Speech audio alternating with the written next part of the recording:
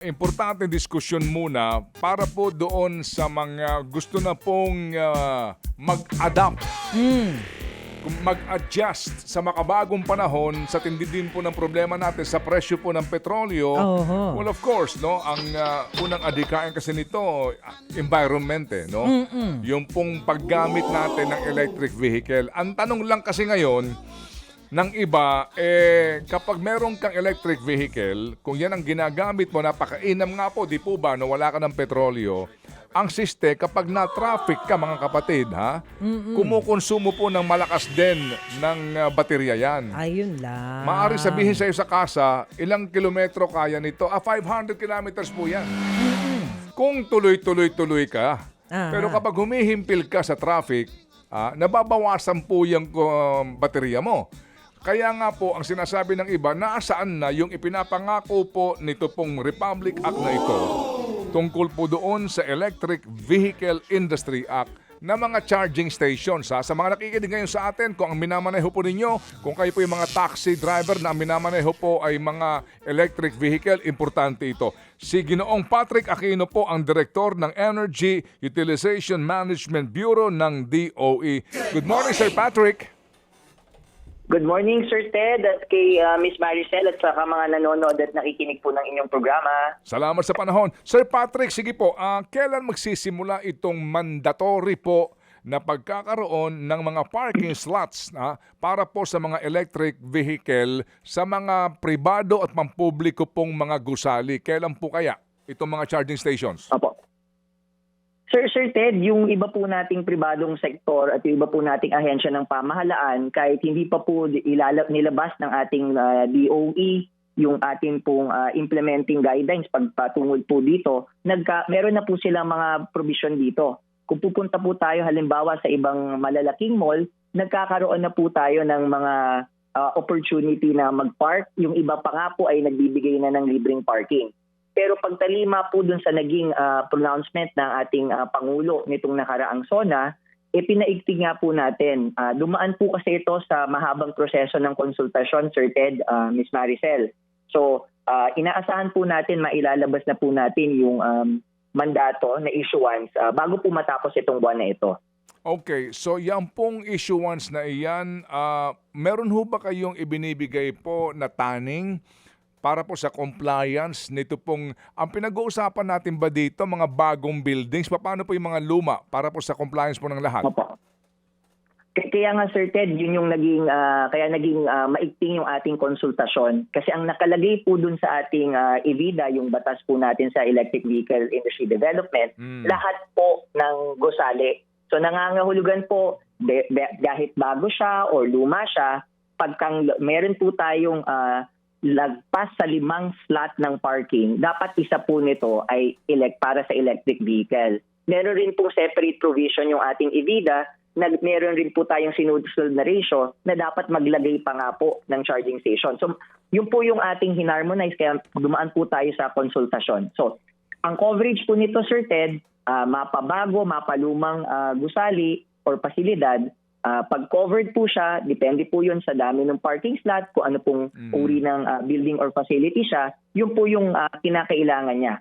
Ang tanong nyo naman po, ano po yung period, meron po tayong nilagay na transition period, Sir Ted, na binibigyan po natin ng up to 2 years at most para makapag-comply bago po tayo mag-enforce halimbawa ng ating mga penalties. Opo, kapag binabanggit yung parking slot for electric vehicles, yung parking slot na yon dapat may charging station na nakalagay. Tama po yun, Okay. Sir Ted. Yung po yung paglilinaw rin natin dun sa ating issuances. At kung mamarapatin nyo lang po, ngayon pong araw na to, meron na po tayong 1,826 na charging points nationwide. Inaasahan po natin ito na madadagdagan. Ang layon po natin bago po mag-2028, umabot po tayo ng higit 7,000 charging points po sa ating buong bansa. Opo, yung bayad po sa charging, babayaran ba na may-ari ng kotse, ng sasakyan o free of charge? Okay. Yung Sir Ted, para dun sa mga kababayan natin, yung mga kapatid natin na gustong makita yung listahan ng merong free charging, nakapost po ito sa ating DOE website or sa evindustry.ph. Ang general rule po natin, pag open po ito sa public, meron po tayong fee. Pero meron po tayong mga lokasyon, libre pa rin po hanggang sa kasalukuyan yung charging natin. Pero hindi po sa lahat, Sir Ted. Meron pong listahan lang na nag-offer nito. Okay, so yung teknolohiyang yan, saan manggagaling? Kung sakali po, halimbawa lang, meron kang restaurant. Oo, dito sa isang lugar, sa isang lungsod, meron kang ilalaan na charging station doon and particular parking slot sa mga electric vehicle. Ano yung teknolohiyan nun para ho sa singilan po ng bayad halimbawa sa charging? Opo. Yung sa singilan po ng charging, yung ating pong tinatawag na unbundled charging fee, nakalagay na po sa EBITDA na dapat po ay rehistrado po yung ating charging station. Bago po nila ma-impose yung ating fee, dapat po ay na-notify po ang ating pamahalaan. Hindi po pwedeng pabago-bago yung fee sa ilalim po ng ating mga existing na regulasyon. Once every 30 days lang po yung pagpapalit ng kanilang charging fee. And then kailangan po nakalista nga po naka-unbundled. So nakikita po ng ating mga kababayan ano po yung bahagi ng kanilang binabayaran na napupunta sa taxes, ano po yung dun sa kuryente, ano po yung sa service fee. So yun na po yung ating ini-implement sa ilalim po ng EBITDA. Sa kasalukuyang, Sir Ted, yung average po natin para dun sa AC, yung mabagal pong charging, nasa 24 pesos per kilowatt hour po ito. Pag yung DC or yung mabilisang charging po, nasa 35 pesos per kilowatt hour. At pag dung battery swapping po, ang average po ito binabangkit ko, Sir Ted, dun po sa ating battery swapping, umaabot po ito ng mga around 43 pesos per kilowatt hour po, Sir Ted. Opo, can you educate us ho, kapag ho ba isang kilowatt hour ang ikinarga, ilang kilometro pa pwedeng takbuhin po nun kung 35 pesos halimbawa yung bayad? Opo. Yung, Sir Ted, yung takbo po base sa per kilowatt hour, depende po ito dun sa ating sasakyan. Ang nakikita po natin, Sir Ted, pag mga electric motorcycles, ang laman po ng mga baterya nito, umaabot po ito paminsan ng mga 10-15 kilowatt hours. So ang range po niya, nakikita natin, base po sa programa ng ating pamahalaan, minomonitor na natin siya. Ang average niya po ay lagpas 100-120 kilometers na po yung ating mga electric motorcycles, Sir Ted. Pagka mas mahal, go ahead, sir. Kapag full charge, pero kapag po, halimbawa, ang karga mo lang ay 1 kilowatt hour. Opo. Yung 1 kilowatt hour nga po, Sir Ted, depende siya dun sa uri ng ating sasakyan. Pero typically po, ang nakikita natin ng 1 kilowatt hour, ang natatakbo niya po, minimum po nasa mga 15 to 18 kilometers po yung natatakbo niya, Sir Ted. Opo. Kumbaga ito ho, sa standard po ito na electric vehicle na mga kotse. Ganun po ang mga 35, kung halimbawa 35 pesos per kilowatt hour, pwede ka tumakbo ng mga hanggang 18 kilometro. Sa 1 kilowatt hour, tama po yung Sir Ted. Opo, more or less, yun po ang kwentada. Yung sinasabi po na dapat ang mga gas stations meron ding gantong charging stations. How can you impose ho na ito'y bumilis para po at least lahat ng gas stations meron? Okay.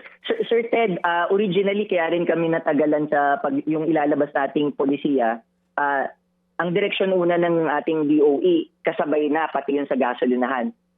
Pero dahil nga po sa pakikipagpulong natin sa ating mga liquid fuel retail outlets, yung mga gasolinahan, Sir Ted, may mga unique requirements po kasi tayo on safety na atin po kinokonsidera. Kaya po yung paglagpas at balangkas ng ating polisiya para doon sa mga gasolinahan, nagko-coordinate kami. Ang target po natin mailabas ito bago po matapos yung taon, Sir Ted. Okay. So, kaya ang stopgap natin po ngayon, yung mga buildings po, yung mga parking lots, particularly po dun sa nakikita nating madami yung restro, yun po yung initial po nating tinofocus. So that ang atin po mga kababayan, lagpas po sa Metro Manila, pag gusto po nilang bumiyahe, meron po silang makakargahan na charging stations po. Opo. Paano nga yun outside of Metro Manila, yung mga charging stations po, yung iba pong mga hindi lungsod o bayan, halimbawa?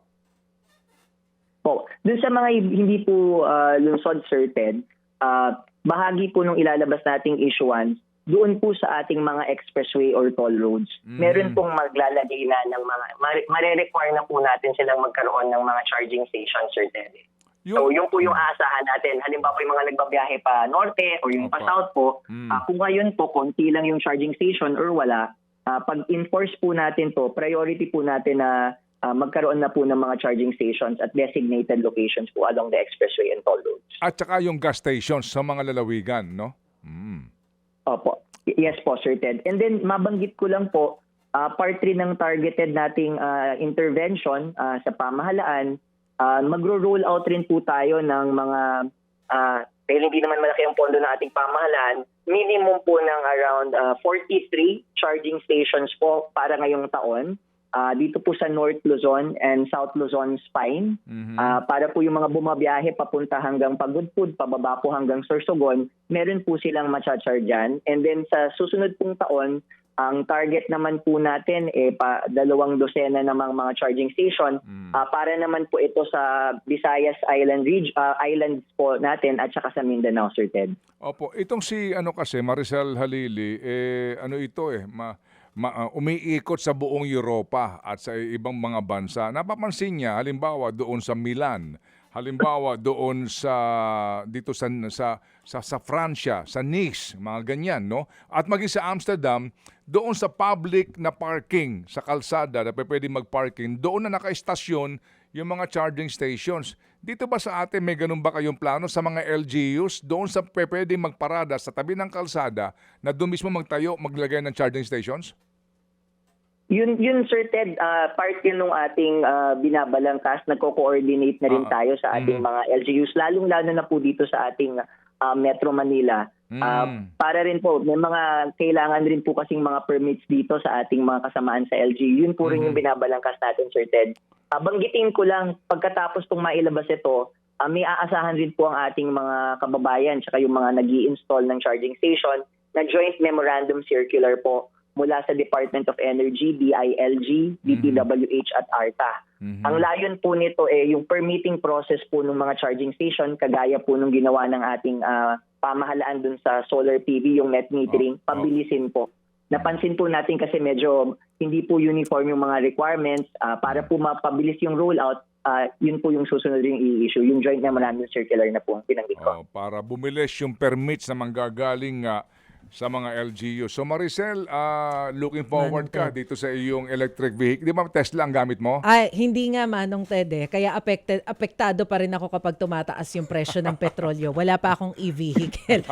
Pero meron lang akong kaunting dagdag na tanong Manong Ted kaya Director Patrick. Sir, gaano po ba in an ideal scenario, gaano ba dapat kadami yung ating mga estasyon na pwedeng pag-chargean itong ating mga e-vehicles nationwide in an ideal scenario? Ang ideal situation po natin, ang global average po kasi may ratio po silang tinatawag na yung kada sasakyan nga po to a charging station dapat 1:8 lang dapat siya. So, 8 sasakyan sa isang charging station dapat. Sa kasalukuyan, kung tatanungin niyo po ang Pilipinas, nasa 1:48 tayo Yes. or 1:50.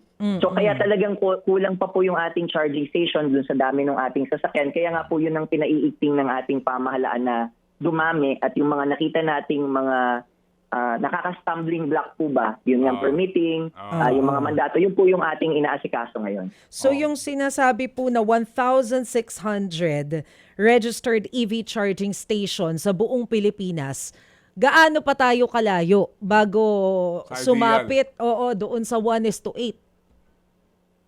Ang target po natin doon sa nabanggit ko bago po matapos yung 2028 is umabot po tayo ng lagpas 7,000 charging points, ma'am. Pag na-achieve po natin yun, bababa na po tayo kung 1:48 po tayo, 1:50, bababa po tayo ng 1:15 or 16 po. So meron pa rin gap pero mas malapit na po dun sa global average. So kumbaga din po, habang lumalakas ang benta ng mga electric vehicle, dapat din dumadami ang charging stations. Ganun po yun, Director?